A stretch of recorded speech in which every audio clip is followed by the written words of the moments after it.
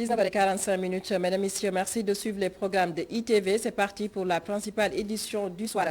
Dans l'actualité ce soir, cet arrêté ministériel fixant le prix de certaines denrées de grande consommation, l'effectivité de la mesure, la suspension des droits de douane de 1200, le litre d'huile passe à 1100 francs CFA, le sac de riz brisé non parfumé de 50 kg de 15 000 francs CFA passe à 13 750 francs CFA et le sucre connaît une baisse de 25 francs CFA, 625 à 600 francs CFA. Dans ce journal, nous ferons un tour au marché pour faire le constat avec notre reporter Momodou Sija.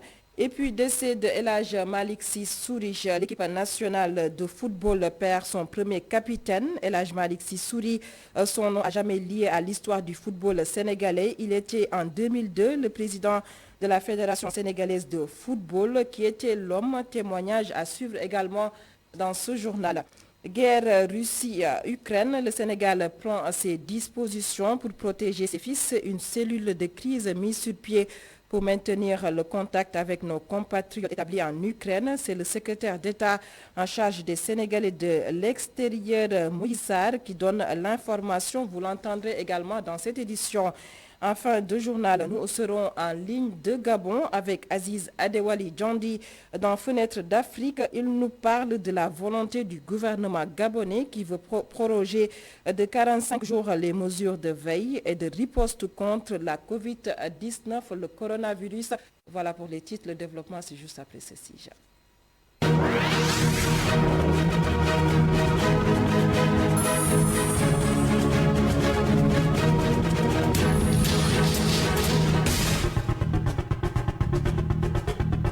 D'abord, éducation. Avec cette grève qui sévit dans ce secteur, le gouvernement et les syndicats d'enseignants autour de la table de négociation depuis ce matin. La rencontre avec notre reporter Ami Diouf pour faire le point. Ami, bonsoir. Bonsoir Aminata. Que peut-on retenir de cette rencontre entre le gouvernement du Sénégal et les syndicats d'enseignants? Alors, comme vous l'avez si bien dit Aminata, les négociations entre les syndicats d'enseignement et le gouvernement se poursuivent dans le but de trouver un accord afin de mettre un terme à la crise scolaire qui empêche les élèves de faire régulièrement cours depuis plusieurs mois. Mais depuis ce matin, ils sont à huis clos et jusqu'à présent, il n'y a pas eu d'accord entre les deux camps. Alors, nous journalistes, nous attendons devant la salle actuellement. Peut-être ils vont terminer d'ici peu de temps.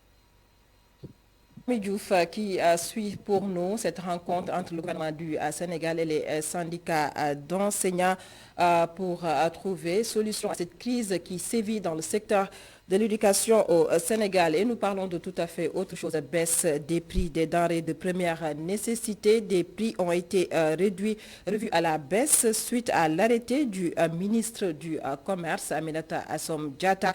Désormais, le litre d'huile passe de 1200 à 1100 francs CFA et le sac de riz brisé non parfumé de 50 kg de 15 000 francs CFA passe à 13 750 francs CFA et le sucre connaît une baisse de 25 francs CFA de 625.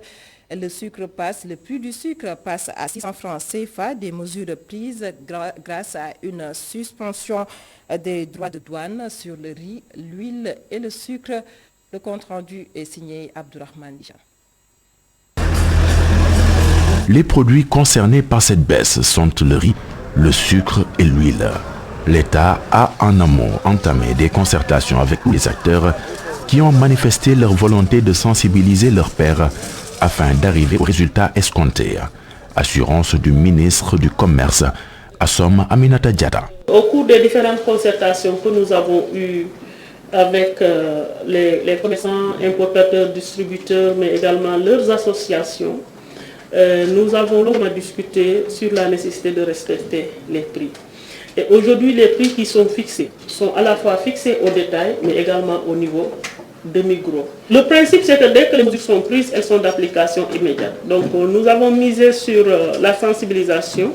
Et hier, on était également en discussion avec les représentants de ces organisations de commerçants pour nous aider dans la sensibilisation des commerçants à la nécessité de respecter les prix. Des baisses de prix au niveau détail, dans les boutiques, tout comme au niveau des importateurs qui vont avoir des conséquences importantes sur la mobilisation des recettes de la douane, a ainsi donc tenu à rappeler le ministre des Finances et du Budget. Abdoulaye Daouda Diallo explique que l'État du Sénégal a consenti un renoncement à hauteur de 50 milliards, en plus des 47 milliards l'année dernière, pour, dit-il, soutenir les ménages sénégalais. Par la suspension des droits de douane, pour ce qui concerne le riz, Total, je dis, donc une denrée totalement défiscalisée aujourd'hui, par justement donc la subvention concernant le sucre, parce qu'il est produit localement. À ce niveau aussi, le président de la République a décidé de subventionner carrément le prix pour, disons, une conséquence budgétaire de 3 milliards 900 millions de francs CFA. Et bien évidemment, pour ce qui concerne l'huile aussi, donc cette baisse est très importante au niveau budgétaire. Une subvention du riz paddy de 3 milliards 200 fait également partie des mesures prises par l'État sur la route de l'autosuffisance en riz au Sénégal. On soutient par ailleurs à la production locale. Nous n'arrivons pas à un prix consensuel sur le kilogramme de paddy entre le producteur et le transformateur. Le producteur demandait un prix de 160 francs, alors que celui qui fait la transformation considère qu'il ne peut pas être rentable s'il achetait un prix au-delà de 100 francs CFA. Donc il y avait un gap de 30 francs CFA que le président de la République a décidé en tout cas de combler à travers cette subvention sur le kilogramme de paddy, mais également un soutien aux transformateurs à hauteur de 2 francs CFA. Entre autres mesures conjoncturelles avec comme ambition alléger le coût de la vie aux Sénégalais malgré l'inflation mondiale notée, expliquent ainsi les ministres. Abdourahmane Ly, allons à présent au marché pour voir si cette baisse est effective. Sur place, des commerçants estiment qu'avec cette mesure, ils risquent d'enregistrer des pertes. Raison avancée, les stocks n'ont pas été écoulés et du côté des consommateurs, l'on demande à l'autorité de déployer des agents de contrôle sur le marché. On fait le constat avec Mamadou Sija. Marché Tilène, l'ambiance est au rendez-vous. Dans son magasin, Mohamed Ba a un stock important de denrées de première nécessité. Il estime que la baisse ne pourra pas être effective aussitôt. Les prix n'ont pas baissé. Si nous baissons maintenant les prix, on risque de vendre à perte. Nous voulons vraiment baisser les prix, mais pour le moment, c'est un peu compliqué. Pape Souleysek, délégué du marché, pense que l'État devrait consulter les commerçants avant de prendre de telles décisions. L'État doit discuter avec les représentants des commerçants avant de baisser les prix. La baisse des prix n'est pas effective au marché de Tilène parce que beaucoup de commerçants ne sont même pas au courant de la décision des autorités. Du côté des consommateurs, l'on constate avec amertume que les prix n'ont toujours pas baissé. Les autorités sont invitées à déployer des agents de contrôle sur le marché. Les prix n'ont pas encore baissé. Le prix du kilogramme de riz parfumé coûte presque 450 francs. Si l'État baisse les prix et qu'il n'y a pas de suivi, ce n'est pas intéressant. Il faut que les autorités mettent en place des organes de contrôle pour assurer le suivi.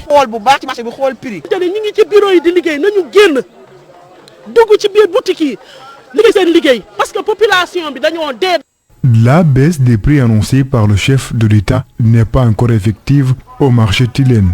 En attendant, les consommateurs prient pour que les autorités fassent le nécessaire pour baisser tous les prix. En politique législative du 31 juillet 2022, conformément au code électoral et à l'application des articles L175 et R80 du code électoral, le ministre de l'Intérieur, Antoine Félix Diome, a rencontré ce matin les acteurs politiques, une rencontre qui vise à fixer le montant de la caution pour ces élections législatives du 31 juillet 2021. 2022. Le ministre de l'Intérieur, Antoine Félix Diome, que je vous propose d'écouter au micro de Babacar Fall.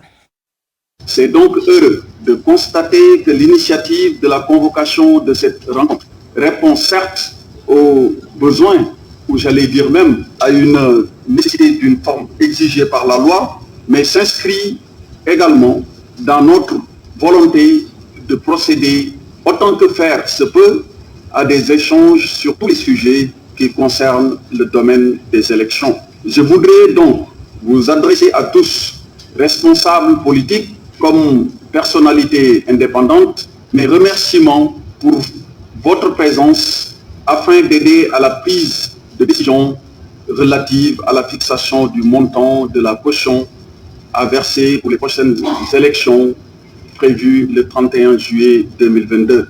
Soucieux de respecter cette exigence légale, j'invite les acteurs à des discussions ouvertes pour aider à la fixation du dit montant. Et comme vous le savez, c'est une condition prévue par la loi pour la recevabilité des candidatures. Antoine Félix Diome, ministre de l'Intérieur et de la Sécurité publique, et on change de registre pour parler du cadre de vie avec des opérations de collecte des déchets dans les entrées et sorties des villes officiellement lancées hier. Un programme de l'unité de coordination de la gestion des déchets solides, l'UCG, veut ainsi résoudre la problématique des dépôts sauvages d'ordures. Babacar Seck. L'unité de coordination de la gestion des déchets solides a entamé un programme pour éradiquer les dépôts d'ordures sauvages à l'entrée et à la sortie des villes du Sénégal. Lancé à Diamniadio, des dispositifs d'entretien et de pérennisation seront mis en place le long des routes nationales. C'est qu'au niveau des entrées et des sorties de ville, nous sommes confrontés à des difficultés et comme on le dit souvent, à l'entrée, c'est les déchets qui vous accueillent, à la sortie, c'est les déchets qui vous accompagnent. C'est pourquoi nous avons déployé aujourd'hui sur toute l'étendue du territoire national, sur l'ensemble des axes. Donc sur l'ensemble de ces axes, nous avons mis en place des dispositifs de bennes à ordures avec des éléments qui nous permettent d'entretenir et de gérer les déchets au niveau de l'ensemble de ces axes, pour que ces axes soient quand même des axes propres. Pour un bon suivi, l'unité de veille, d'alerte et de sensibilisation de l'UCG sera en contact permanent avec les populations pour qu'elles s'imprègnent des bonnes pratiques. L'entrée et la sortie constituent la vitrine d'une ville. Donc, soyez-en rassurés que l'UCG est à côté de vous. Et on a eu à faire des circuits et des jours de collecte. Donc, il faut respecter ces jours de collecte, l'arrivée des camions de collecte, pour ne pas dépoter n'importe où. Voilà, parce que, comme vous le savez, aujourd'hui nous sommes à Diamniadio. Et nul n'ignore que Diamniadio est la ville pratiquement de Dakar. Donc, nous devons tout faire pour que Diamniadio soit propre, très propre d'ailleurs. Ce programme sera mis en branle dans toutes les régions du Sénégal pour faire du slogan « Sénégal zéro déchet » une réalité. Babacar Seck, 142e appel de Seydina Limamou Laye, après 2 éditions célébrées dans la sobriété à cause de la pandémie à Covid-19, communément appelée coronavirus. Pour cette année, la communauté laïenne prépare l'appel du mardi à moins d'une semaine de l'événement religieux. Tout est fin prêt pour accueillir les fidèles laïennes. Un tour à Yoff avec Ami Diouf. Sous le soleil, des chanteurs religieux forment un bloc, le nom de Seydina Limamou Laye, en chœur. Ces fidèles laïennes sont de plein pied dans les préparatifs du 142e anniversaire de l'appel de Seydina Limamou Laye. Ils se disent prêts à accueillir des centaines de milliers de fidèles qui effectueront le déplacement.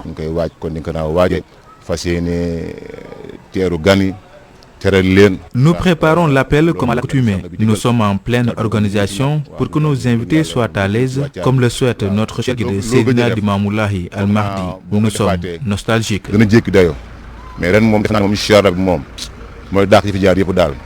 Cette année, l'événement sera très marqué par les enseignements de Seydina Limamou Laye, si l'on se fie à ce disciple. Depuis le 6, nous avons commencé à setal de Kebi. Nous avons commencé le nettoyage depuis le 6 février, le montage des bâches aussi. Le thème de cette année n'est pas encore révélé, mais ce qui est sûr, les enseignements de Seydina Limamou Laye Al-Mahdi seront à l'honneur.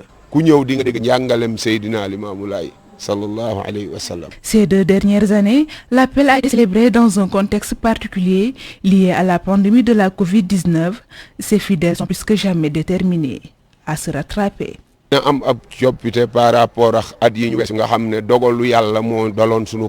Il y aura un grand changement par rapport aux 2 derniers appels. Nous sentons déjà l'engouement. Tous les Layènes sont prêts, je dirais même toute la communauté musulmane. La communauté layène va célébrer le 142e anniversaire de l'appel de Seydina Limamou Laye les 4 et 5 mars 2022 à Yoff, Cambérène et Ngor. Ami Diouf, Médina Gounass prépare également l'édition 2022 du Dakar. Le ministre de l'Intérieur, Antoine Félix Diome, a rencontré les responsables de l'organisation et les services de l'État.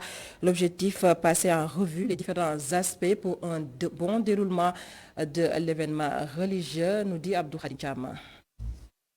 Réunis autour d'une table, les services de l'État et la commission d'organisation du Dakar se sont penchés sur les points incontournables pour le bon déroulement de cette retraite spirituelle.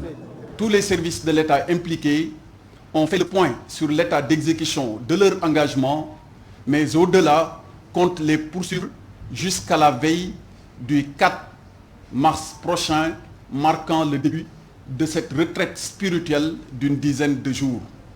À ce titre, le ministre invite tous les services de l'État au respect strict des engagements.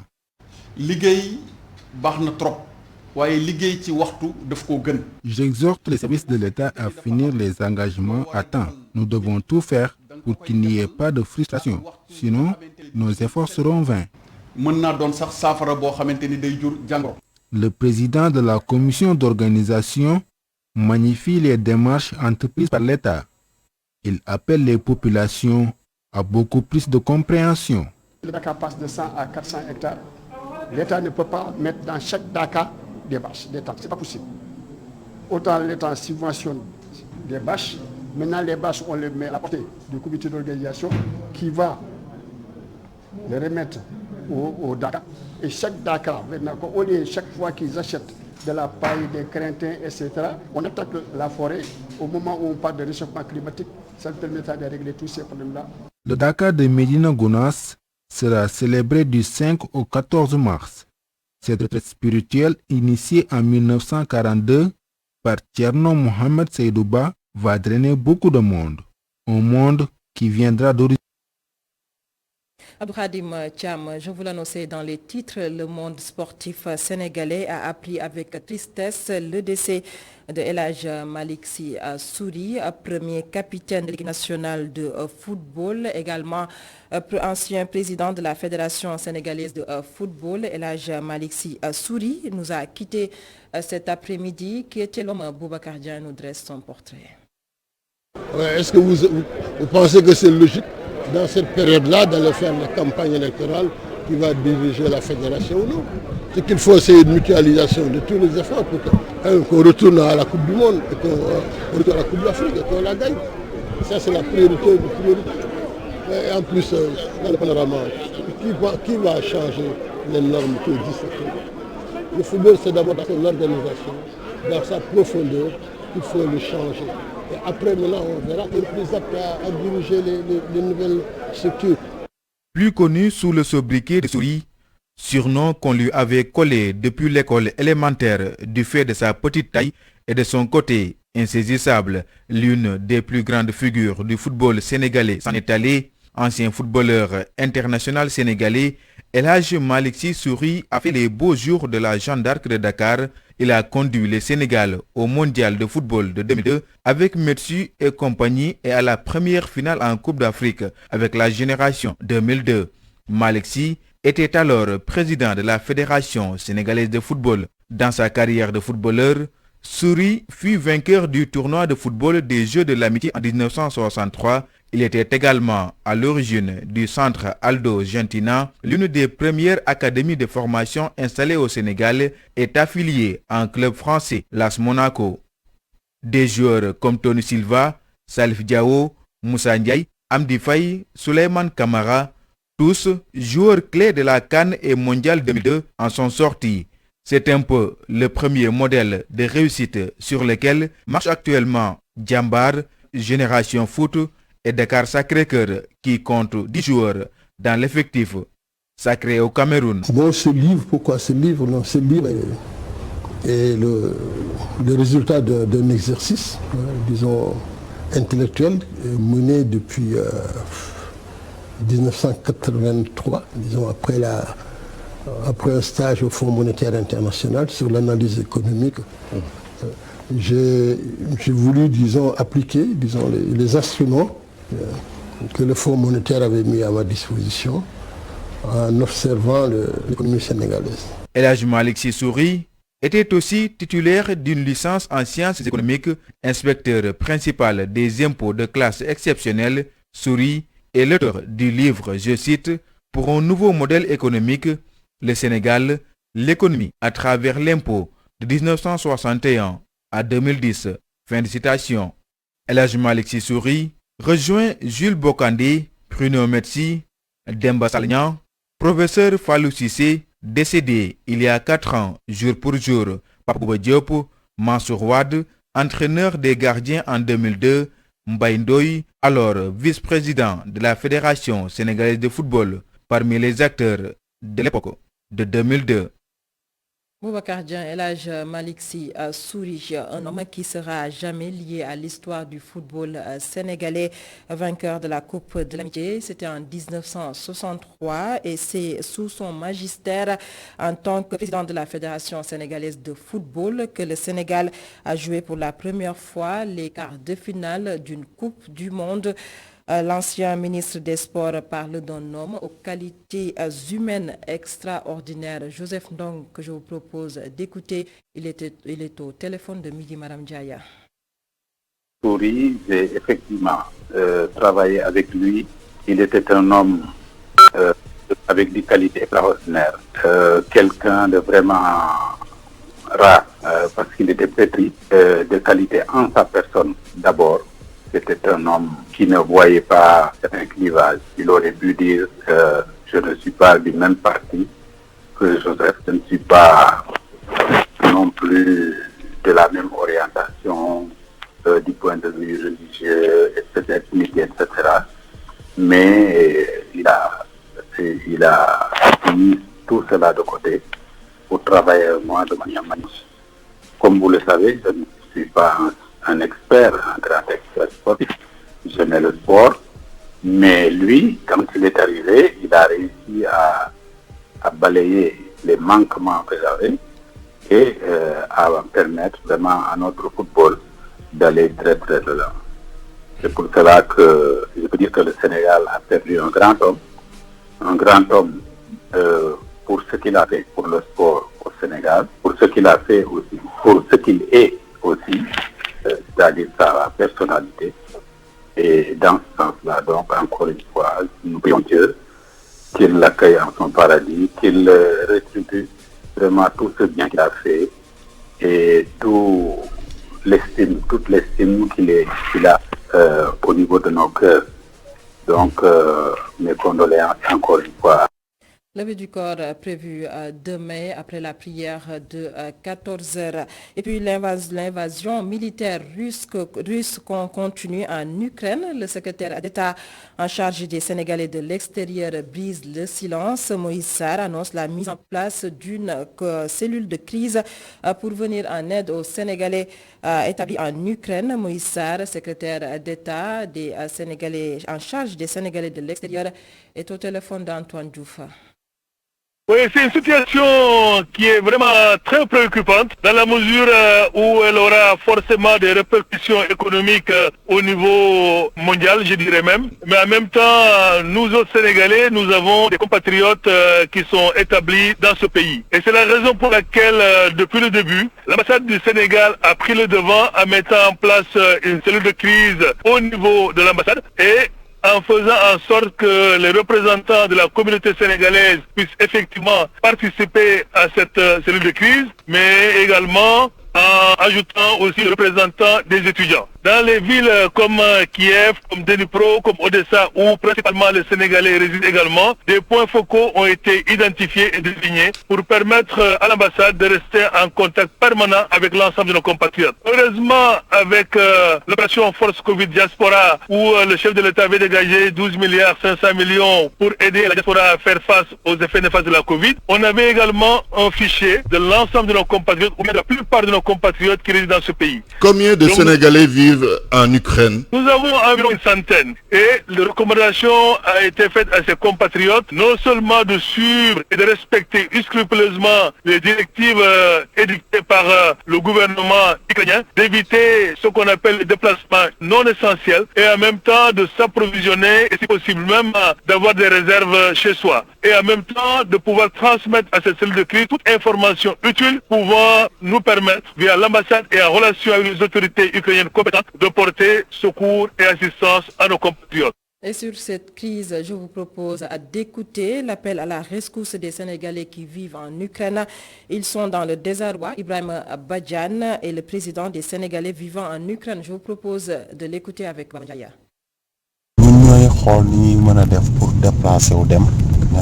Nous essayons de trouver les voies et moyens de se déplacer, mais pour le moment c'est impossible ici à Kiev.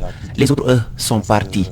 Actuellement, c'est difficile de recevoir quoi que ce soit venant des autorités. Rien ne bouge. L'ambassadeur du Sénégal au Royaume-Uni a essayé de trouver un bus pour nous convoyer en Pologne. Il a beau essayer, mais en vain. Un geste que nous saluons.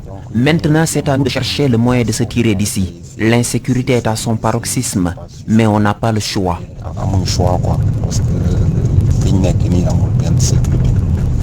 Toujours cette crise entre la Russie et l'Ukraine, qui est une crise qui pourrait occasionner la hausse des prix du carburant. À cet effet, l'État du Sénégal se prépare. En conséquence, selon le ministre des Finances et du Budget, le baril de pétrole est passé de 75 à 100 $, ce qui pousse l'État du Sénégal à davantage subventionner le secteur. Abdoulaye Daouda Diallo, que je vous propose de suivre, il est interrogé par Abdourahmane Licha.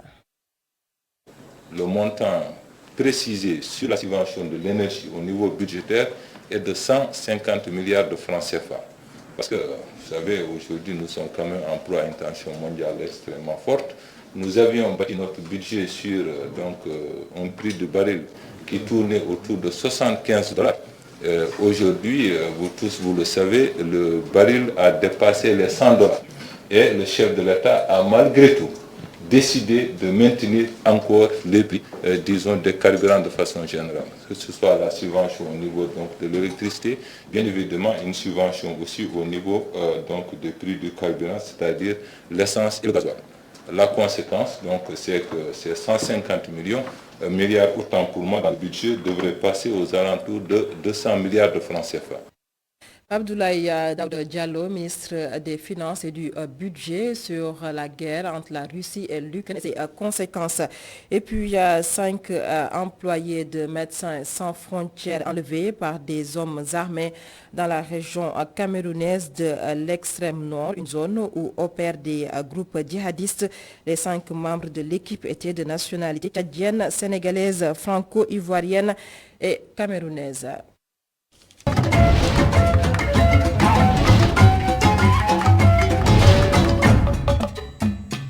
Fenêtre d'Afrique, la rubrique nous mène aujourd'hui au Gabon. Sur la place, les autorités veulent proroger de 45 jours les mesures de veille et de riposte contre la pandémie à Covid-19. Sur la question, les ministres de l'Intérieur et de la Santé étaient devant les députés. Et je rappelle que ces mesures contre la Covid-19 sont entrées en vigueur au Gabon depuis mars 2020. On fait le point avec Aziz Adewali Djandija. Bonsoir. Eh bien, concernant les restrictions contre le Covid-19 au Gabon, les ministres de l'Intérieur et de la Santé, à savoir Lambert Noël Mata et le docteur Guy Patrick Obiandon, ont fait face aux députés pour essayer de les convaincre de la nécessité de proroger les mesures d'urgence sanitaire en raison de la pandémie de Covid-19, bien entendu, et du variant Omicron qui, selon des sources médicales, serait plus contagieux que les autres variants. Alors, les députés ont quand même observé pas mal de réserves par rapport à leur argumentaire, vu que à ce jour, il y a sur l'ensemble du territoire national, selon les chiffres du COPIL, organe chargé de la veille et de la riposte contre le Covid-19, il y a une seule personne hospitalisée à travers le territoire national aujourd'hui, et le relâchement observé en ce qui concerne l'observance, en ce qui concerne les mesures barrières, eh bien, il y a lieu de se demander si la maladie continue de progresser tel que l'a expliqué le ministre de la Santé aux députés. Maintenant, les populations ont montré une certaine lassitude vis-à-vis de ces restrictions du port du masque, du couvre-feu qui est maintenu de 21h à 5h du matin pour les personnes non vaccinées, et le port du masque qui reste obligatoire dans les lieux publics. Ces restrictions sont de moins en moins pratiquées. Il y a aussi l'obligation pour l'accès aux bâtiments administratifs, l'obligation de présenter un test PCR négatif d'une validité de 14 jours. Donc ça fait débat, et on rappelle qu'il y a eu une précédente prorogation de 45 jours à l'approche de la fin de cette prorogation. Et bien, le gouvernement veut avoir l'appui des députés pour en faire une nouvelle.